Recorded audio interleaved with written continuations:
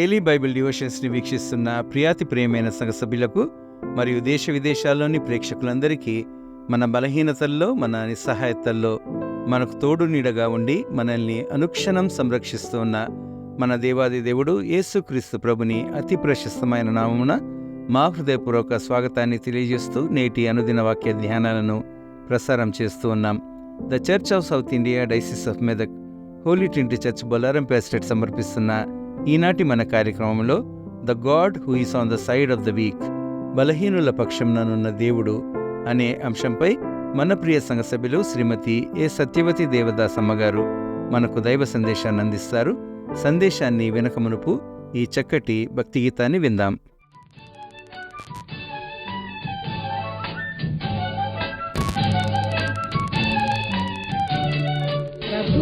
నీదు నామమునే స్తోత్రింతును, నీ ప్రేమ గానమునే కీర్తింతును.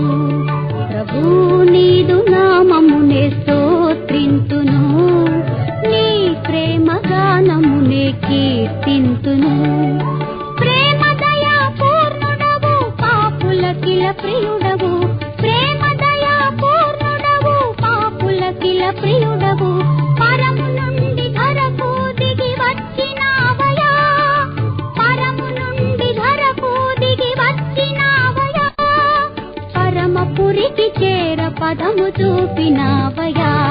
ప్రభు నీదు నామమునే స్తోత్రింతును, నీ ప్రేమ గానమునే కీర్తింతును.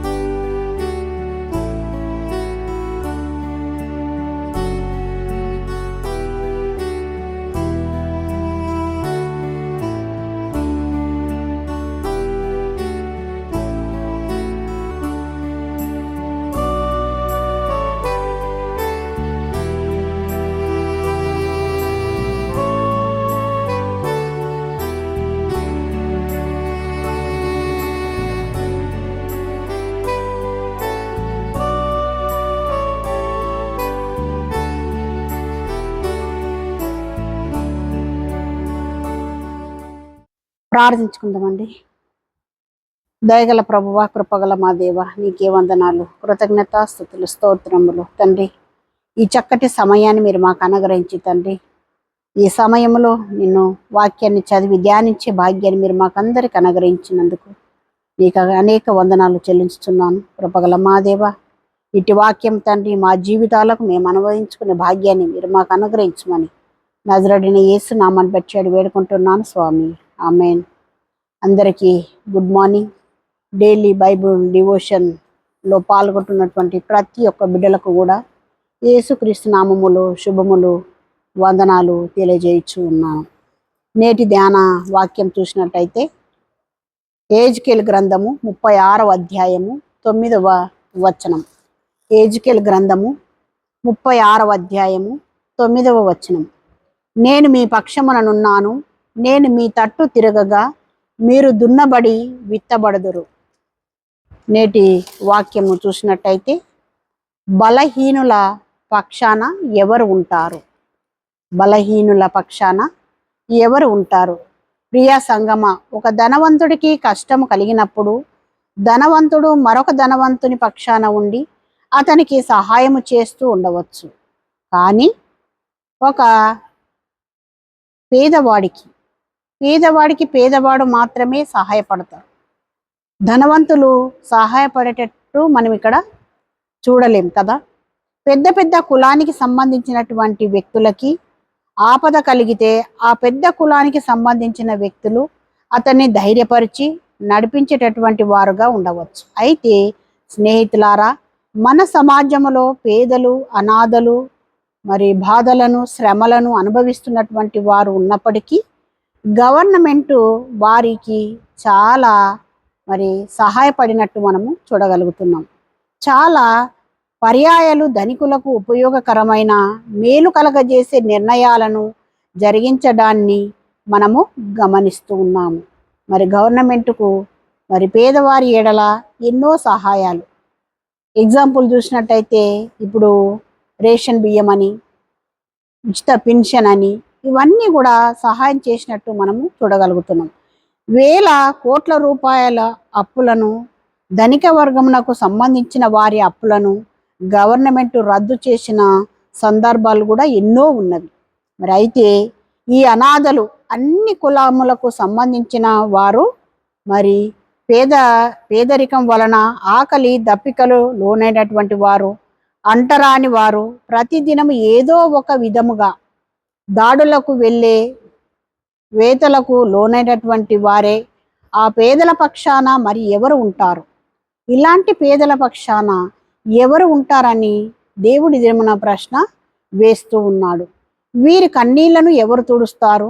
వారి బాధలను ఎవరు విడిపిస్తారు?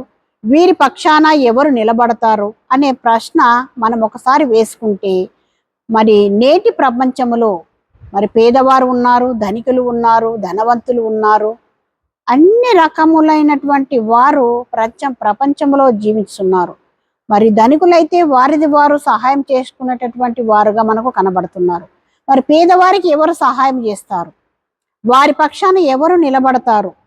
వారి పక్షాన ఎవరు మాట్లాడతారు అనేటటువంటి మాటను మనం ఈ దినం చూసినట్టయితే ఇలాంటి పరిస్థితులను బట్టి దేవుడు వేదన, శ్రమ, వెలివేత, దాడులు, కన్నీళ్లు, ఆకలి దప్పికలు అనుభవించుతున్న ప్రజల పక్షాన్నే ఉంటానని దేవుని వాక్యము సెలవిస్తున్నది. మనం చదివినటువంటి వాక్యంలో చూసినట్టయితే ఈ పేదవారి పక్షాన్నే దేవుడు నేను నిలబడతాను అని చెప్పినట్టు మనం ఇక్కడ చూడగలుగుతున్నాం.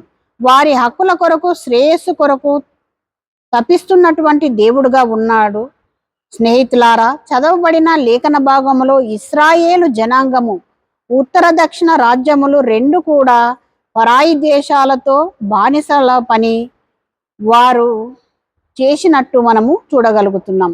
పరాయి దేశంలో బానిస పనివారుగా వెలివేయబడినటువంటి జీవితాన్ని, ఆకలి దప్పులు, అవమానాలు, కొరతలు అనుభవిస్తున్న జీవితాలను వారు పొందుతూ అంటే వారి ఆకలి బాధల కొరానికి ఈ దేశము కాకుండా పరాయి దేశానికి వెళ్ళి అక్కడ ఎన్నో హింసలు, బాధలు, కష్టములు పడుతూ వారు అక్కడ పని చేసుకుంటూ ఉన్నప్పటికీ అటువంటి సందర్భములో మా విడుదల కొరకు, మా బాగోగు కొరకు, మా మేలు కొరకు, మా ఆలోచించగలిగినటువంటి మనుషులు కానీ ఎవరైనా ఉన్నారా అని మనసులో వాళ్ళు అనుకుంటూ ఉన్నారు. మమ్మల్ని పట్టించుకునేవారు కానీ, మా తరఫున మాట్లాడేటటువంటి వారు కానీ, మా కన్నీళ్లను తుడిచేటటువంటి వారు కానీ ఎవ్వరు లేరా అని కృంగిపోయే నిరాశ, నిస్పృహలకు లోనవుతున్నటువంటి బిడ్డల జీవితాలలో మనము ఎందరినో చూడగలుగుతున్నాం. వెలివేయబడిన బానిసత్వంలో మ్రగ్గిపోతున్నటువంటి ప్రజలతో దేవుడు ఒక గొప్ప ఆదరణకరమైనటువంటి మాటలను తెలియజేయుచున్నాడు. ఏమని? ధైర్యము పొందగలిగిన మాటలను తెలియజేయుచున్నాడు. వారికి ధైర్యాన్ని ఇచ్చినటువంటి మాటలు దేవుని వాక్యములో ఉన్నట్టు మనం ఇక్కడ చూడగలుగుతున్నాము. అదేమిటంటే, నేను మీ పక్షాన ఉన్నవాడను, మీ పక్షాన నేను ఉన్నవాడనని దేవుడే స్వయంగా చెప్పినట్టు మనకి ఇక్కడ కనబడుతున్నది. అప్పటికే వారి గృహాలు, వ్యవసాయ పొలాలు, నివాసపురములన్నీ శిథిలావస్థలోనికి చేరినవండి. ఈ శిథిలావస్థలో ఉండిన ప్రజల పక్షాన దేవుడు ఉండి వారిని ఉద్ధరిస్తానని, వారిని లేవనెత్తుతానని, వారి జీవితాలు, వారి కుటుంబాలు, వారి పట్టణాలు, వారి వ్యవసాయ భూములు తిరిగి పునరుద్ధరించడానికే దేవుడు మరి ఇక్కడికి వచ్చినాడు అనేటటువంటి మాటలను దేవుని పరిశుద్ధ గ్రంథములో తెలియబరుస్తున్నాయి. నేటి దినాలలో మనము కూడా ఎలాంటి సమస్యల్లో, ఎలాంటి ఇబ్బందుల్లో, ఎలాంటి పరిస్థితుల్లో ఉన్నామో ఒక్కసారి మన హృదయాలను దేవుని వైపు మనము తెరిచినట్టయితే దేవుడు మన మధ్యలో ఉండి మనకున్నటువంటి సమస్యలు కానీ, బాధలు కానీ వాటన్నింటినీ తీర్చడానికి దేవుడు సిద్ధంగా ఉన్నాని తెలియజేస్తున్నాడు. ప్రజలతో నింపబడి అవి అన్నీ సాగు చేయబడి, అంటే నేటి దినాల్లో చూసినట్టయితే వ్యవసాయదారకులు ఈ సమయంలో చాలా బిజీగా ఉన్నారండి. వారు వ్యవసాయం చేసుకుంటూ అంటే బీడుబడినటువంటి భూములను దున్నుతూ, మంచి మొక్కలను నాటుతూ, చక్కటి మరి నాట్లు వేస్తూ పంటను అధిక దిగుబడితో పండించే బిడ్డలుగా ఉన్నారు. మరి వారు కష్టపడి పనిచేస్తున్నారు, ఎవరి మీద ఆధారపడతలేరండి, ఎవరికి మరి నమ్మకంగా ఎవరిని పెట్టుకుంటలేరు. దేవుడు మేము ఈ పని చేస్తున్నాము, దేవుడు మాకు తోడుగా ఉన్నాడు, మాకు సహాయం చేస్తాడన్నటువంటి ఆశ కలిగి వారు ఆ కష్టపడుతున్నారు. కాబట్టి వారి కష్ట సుఖాలలో దేవుడు ఉండి వారికి అభయమిస్తూ ఉన్నాడు. ఉత్తమమైన ఫలితాలను అనుభవించేవారుగా ఉంటారని, వారి బాధలన్నీ వారి జీవితాల నుండి తొలగిపోతాయని నేనే వాగ్దానాన్ని దేవుడు అందజేస్తూ ఉన్నాడు. వాగ్దానం ఇస్తున్నాడండి. మీరు కష్టపడి పని చేస్తున్నారు, నమ్మకమైనటువంటి పని చేస్తున్నారు కాబట్టి నేను మీకు వాగ్దానాన్ని ఇస్తున్నాను. మీరు చేసేటువంటి ప్రతి పనిలో కూడా అధికమైనటువంటి మేళ్ల ద్వారా, దీవెనల ద్వారా నింపుతానని దేవుడు సెలవిస్తున్నాడు. ప్రియా సహోదరి సహోదరుడా, ఈ దినాన మనమందరం కృంగిపోయిన స్థితిలో ఉన్నామా? మన జీవితాల్లో మన బ్రతుకులు దేవుని చేతిలో పెట్టి దేవుడు మనము వెంబడించే వారముగా, అంటే దేవుణ్ణి మనము వెంబడించే వారముగా, అంటే మన జీవితాలు కానీ మన బ్రతుకులు కానీ దేవుని చేతిలో మనం పెట్టి, దేవా నీవు తప్ప నాకు ఎవ్వరూ లేరు అనేటటువంటి గొప్ప నమ్మకముతో, గొప్ప విశ్వాసముతో మనము దేవుణ్ణి మనము కోరుకున్నట్టయితే దేవుడు మన పక్షాన ఉండి మనకున్నటువంటి శ్రమలు కావచ్చు, బాధలు కావచ్చు, ఇరుకులు కావచ్చు, ఇబ్బందులు కావచ్చు, వాటన్నిటి నుంచి, మన బలహీనతల నుండి, శరీర బలహీనతలే కాకుండా మన కుటుంబంలో జరిగే ప్రతి సమస్యల నుండి మన పక్షాన ఉండి దేవుడు మనకు వ్యాజ్యమాడడానికి సిద్ధంగా ఉన్నాడు. కాబట్టి మనం అందరము కూడా దేవుణ్ణి మనం ఆశ్రయిస్తూ, దేవుని సన్నిధానములో మన సమయాన్ని వెచ్చిస్తూ, మన హృదయాలను వెచ్చిస్తూ మనం దేవుని సన్నిధిలో గడపాలని దేవుడు నేటి దినాన మనల్ని కోరుచున్నాడు. కాబట్టి అట్టి కృప దేవుడు మనకు అనుగ్రహించి నడిపించును గాక.